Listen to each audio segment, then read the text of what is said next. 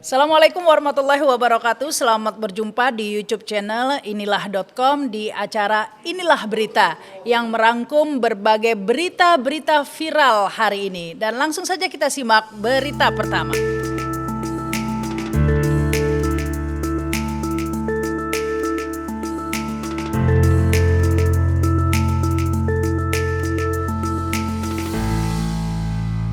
Berita pertama, kami menyoroti vonis hukuman mati bagi Ferdy Sambo dan 20 tahun penjara untuk istrinya Putri Chandrawati yang benar-benar viral ya, trending topik. Mengadili, menyatakan terdakwa Ferdy Sambo SH SIK MH telah terbukti secara sah dan meyakinkan bersalah melakukan tindak pidana turut serta melakukan pembunuhan berencana dan tanpa hak melakukan tindakan yang berakibat sistem elektronik tidak bekerja sebagaimana mestinya yang dilakukan secara bersama-sama. Menjatuhkan pidana kepada terdakwa tersebut oleh karena itu dengan pidana mati. Memerintahkan terdakwa tetap berada dalam tahanan, menetapkan barang bukti tetap terlampir dalam berkas dikembalikan kepada penuntut umum untuk digunakan dalam perkara lain. Menetapkan terdakwa tetap berada dalam tahanan. Vonis ini cukup mengejutkan ya, karena sebelumnya masih banyak yang skeptif. Bahkan ada yang mengatakan, ini Mahfud MD mengatakan ada pihak-pihak yang bergerilya untuk meringankan vonis Ferdy Sambo nanti. Namun nyatanya Majelis Hakim pimpinan Wahyu Imam Santoso menjatuhkan hukuman terberat yaitu vonis mati. Tentu saja ini melegakan banyak pihak, terutama bagi keluarga almarhum Brigadir Joshua dan Richard Eliezer tentunya, yang pasti agak ketakutan ya jika Ferdy Sambo ternyata bebas begitu ya, atau dihukum beberapa tahun kemudian lepas.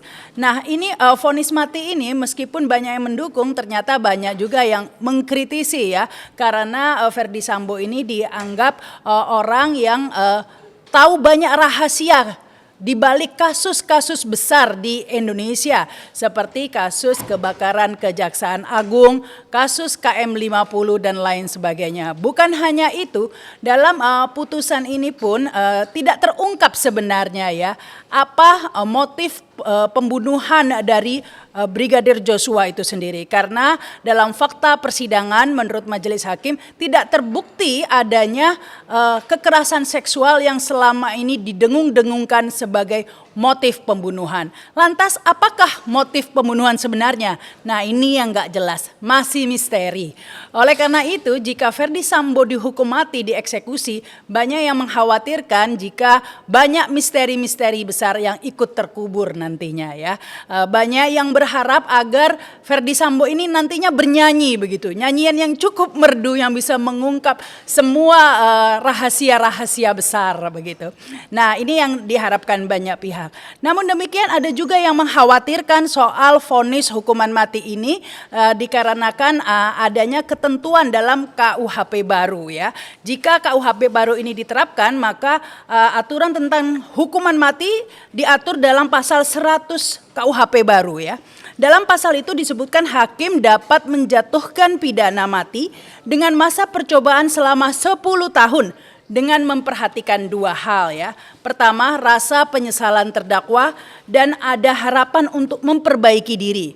Kedua, peran terdakwa dalam tindak pidana. Nah, kemudian pasal 100 ayat 4, nah ini yang banyak menjadi pembahasan ya.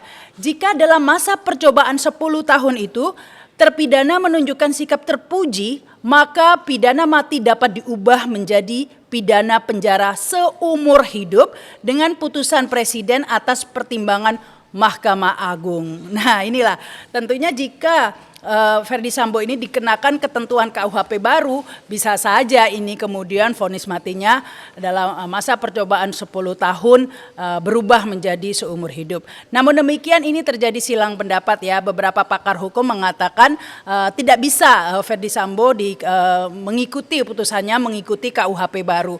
Dikarenakan KUHP baru ini ada tenggang waktu masa percobaan ya, setelah disahkan pada Januari 2023 maka baru akan berlaku selama 3 tahun ke depan, yaitu tahun 2026 bulan Januari. Nah, jadi ini Ferdy Sambo tidak bisa dikenakan KUHP baru karena seperti kita ketahui dalam hukum tidak berlaku surut ya. Seseorang tidak bisa dihukum oleh peraturan yang belum ada begitu. Tidak bisa dikenakan dengan peraturan yang lahir kemudian. Nah, tapi ini tetap saja muncul perdebatan. Tidak demikian dengan Mahfud MD ya, yang mengatakan Mahfud MD jika dalam 3 tahun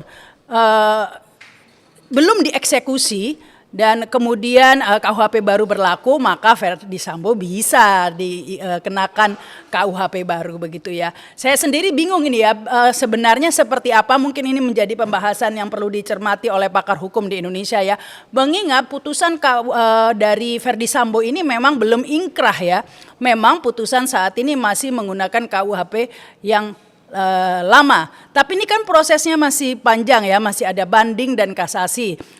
Nah, jika kasasi nanti kemudian putusannya ingkrah itu setelah 3 tahun, di mana KUHP baru sudah berlaku, nah apakah ini lantas berarti KUHP barulah yang berlaku? Nah, ini agak bingung ya. Jadi ini masih panjang sebenarnya sehingga masih terlalu dini ya untuk bersorak begitu ya terhadap putusan vonis mati Ferdy Sambo itu. Namun demikian ya tentu harus diucapkan atau diberikan apresiasi nih kepada majelis hakim ya, setidak-tidaknya berani memberi putusan terberat untuk Ferdy Sambo.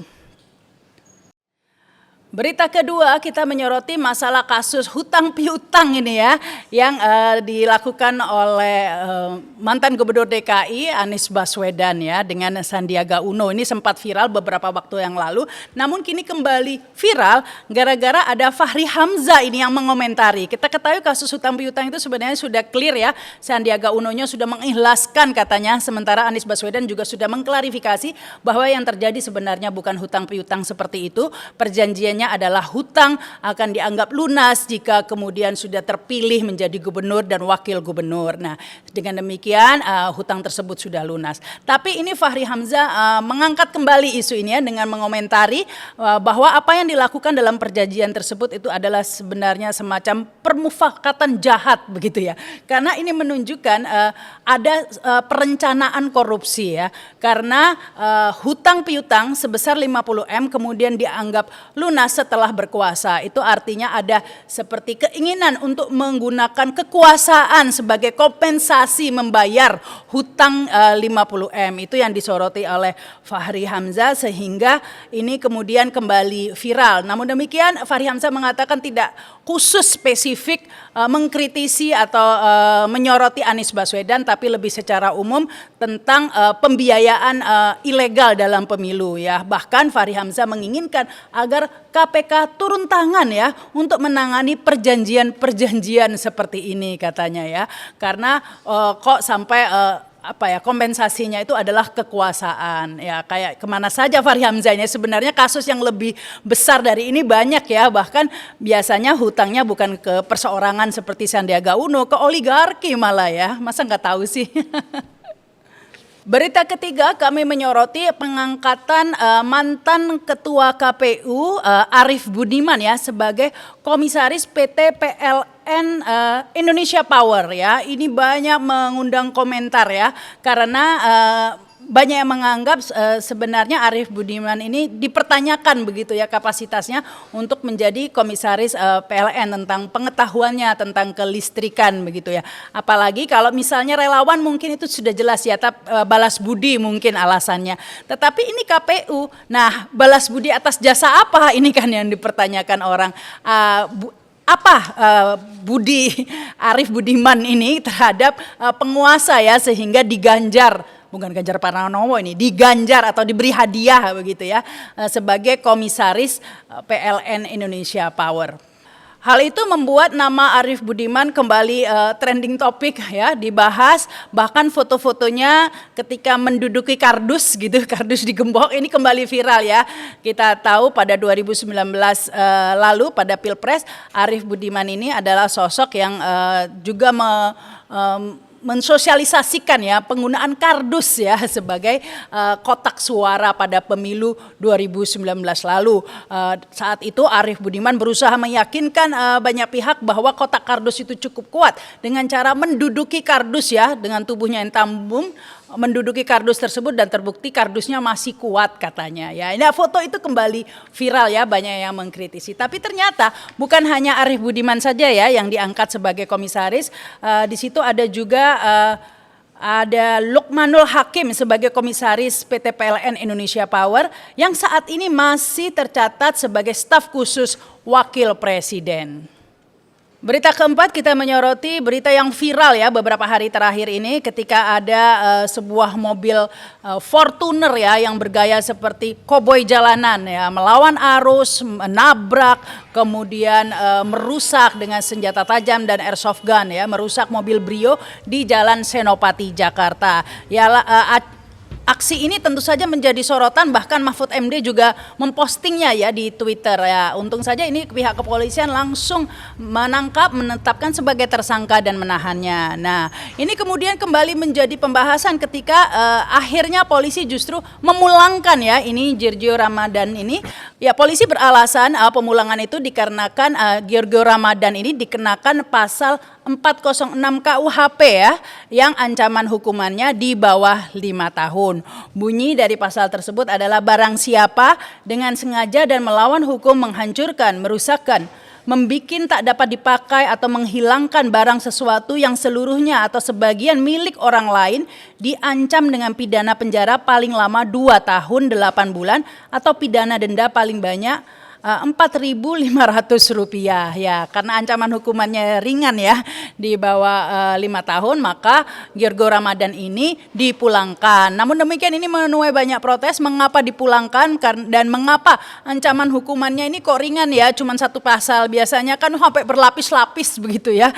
Ya ini kan sebenarnya sudah menggunakan senjata tajam, melawan arus, mengancam ya, tentu saja ini bisa dikatakan percobaan pembunuhan juga ya karena sampai menabrak dan lain sebagainya. Tapi pasal yang dikenakan ini cukup ringan sehingga Giorgio Ramadan ini dipulangkan. Itulah yang menjadi pembahasan di media sosial. Kalau menurut kalian bagaimana? Kita sampai kepada berita kelima, berita terakhir ini ya, berita yang cukup menggemaskan ya, karena ini tentang Republik Indonesia yang mengajukan hutang sebesar 8,3 triliun kepada CBD ya, China Development Bank, untuk menambal proyek kereta cepat Jakarta-Bandung. Nggak sampai Bandung ya, pada Larang ya. Dan ini yang ramai dibahas di media sosial karena pemerintah Indonesia mengajukan utang sebesar 8,3 triliun untuk menambal pembengkakan biaya yang sebesar 18,2 triliun. Nah ini sisanya kan 8,3 masih diajukan hutang kepada Cina, sisanya ini akan ditambal begitu ya dari penyertaan modal negara atau PMN tahun anggaran 2022. Memang sebelumnya tidak akan menggunakan PMN ya, namun ternyata kondisinya membengkak biayanya dan kemudian katanya terkena COVID dan lain sebagainya sehingga akhirnya diputuskan tambalannya itu menggunakan PMN. Nah itulah berita-berita yang cukup mengemaskan ya hari ini. Demikian inilah berita, pastikan Anda mengikuti terus program-program di YouTube channel inilah.com. Saya Rahma Sarita mengucapkan terima kasih atas perhatiannya, jangan lupa subscribe dan komen. Sampai jumpa, wassalamualaikum warahmatullahi wabarakatuh.